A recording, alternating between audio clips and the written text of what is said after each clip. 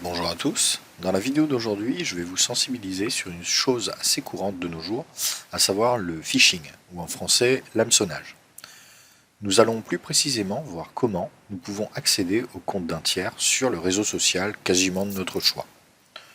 Nous allons réaliser ceci grâce à un outil qui s'appelle pPhisher sous Kali Linux que nous exécuterons depuis une machine virtuelle avec VMware. Avant toute chose, un petit rappel concernant cette vidéo.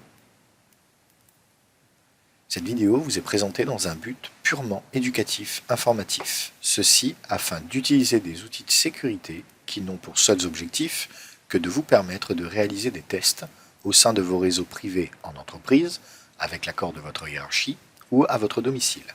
Je ne pourrai donc en aucun cas être tenu responsable de l'utilisation que vous ferez des techniques et méthodes utilisées dans ce qui va suivre. Merci. Pour commencer, nous allons récupérer l'outil et l'installer. On va se rendre sur le navigateur de votre choix, dans Google, pPhisher, sur GitHub. On va prendre le premier lien, ici. Et là, on va tomber sur le repo. Alors, là-dessus, il y a toute la procédure, comme d'habitude, et les commandes à taper. Ou, en l'occurrence, là, on va pouvoir les copier-coller dans le terminal. On va récupérer l'outil.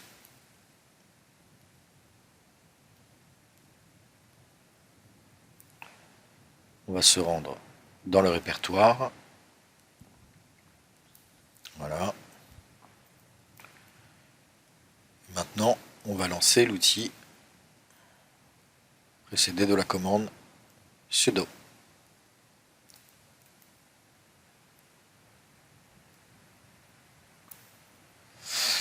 Donc cet outil d'hameçonnage, grosso merdo, va vous présenter des pages d'identification de l'ensemble des réseaux sociaux qui sont listés à l'écran, en l'occurrence. Donc pour nous, dans cet exemple, on va prendre le traditionnel Facebook.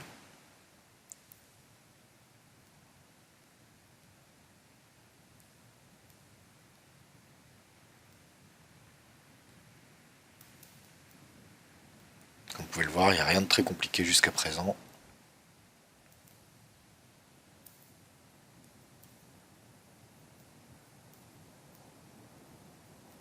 Si vous n'avez pas le même résultat que moi, n'hésitez pas à m'écrire dans les commentaires et je vous aiderai avec plaisir.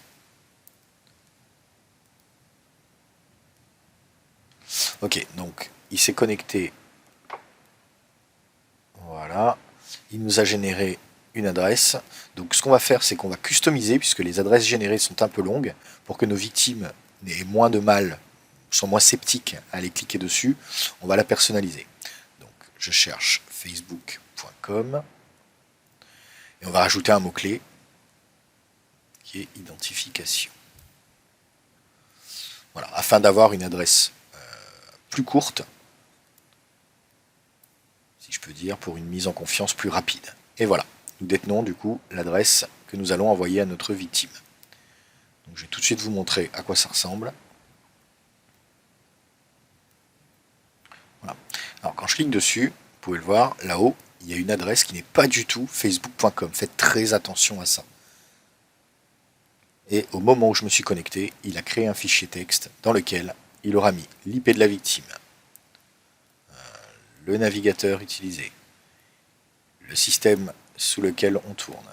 Et ça a été sauvegardé dans un fichier texte qui se trouve dans le répertoire de pPhisher. Ok, donc là on va dire, j'ai pas fait gaffe, je vais rentrer mon adresse mail, Facebook m'a encore jeté, c'est pas grave. Je tape mon adresse mail, je suis complètement en confiance.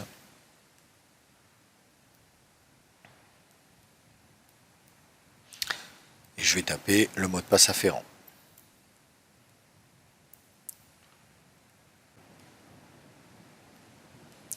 Je me log. Ici donc déjà on voit qu'il y a des petites choses qui sont anormales. Bon, je ferme la fenêtre, je vois que je suis connecté, en haut j'ai des notifications, mais au milieu on me dit est-ce que c'est moi, est-ce que c'est pas moi. On me propose de renvoyer un lien pour changer le mot de passe sur une adresse mail. Bon, je peux y accéder quand même, il n'y a pas de souci. Je vous montre actuellement à l'écran la même chose sur le mobile. Pour vous prouver que ce genre de liens, vous pouvez les charger sans la fenêtre rouge qu'on peut connaître, nous disant que nous ne sommes pas sur un site sûr, par exemple, que l'on peut revenir en lieu sûr. Et bien pour certaines formes de liens, elle n'apparaît même pas. Voilà. Et on a le même résultat. Entrez votre numéro de mobile alors que, bon, il semble qu'on soit connecté. Et là, on peut voir que dans le logiciel, au moment où nous avons tapé le login, donc l'adresse mail et le mot de passe, il a créé un fichier avec dedans ce que nous avons saisi.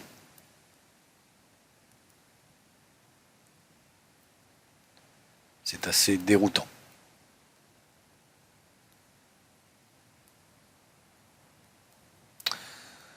Voilà. Je n'irai pas plus loin sur la vidéo d'aujourd'hui, juste pour vous faire prendre conscience que lorsque on vous demande de vous identifier et qu'il y a des petites choses que vous pouvez remarquer en haut, à gauche, à droite, en bas, qui ne sont pas normales, allez changer votre mot de passe directement. Ne cherchez pas à comprendre, surtout si vous pensez avoir rentré le bon au départ, puisque ça arrive automatiquement et rapidement dans la boîte du pirate. Cette vidéo est maintenant terminée. N'hésitez pas à aimer si vous avez aimé, à me mettre un commentaire si vous avez éprouvé des difficultés ou pour effectivement me donner d'autres sujets de vidéos si vous le souhaitez. Donnez votre satisfaction. Et n'hésitez pas également à vous abonner à ma chaîne. Merci et à très bientôt.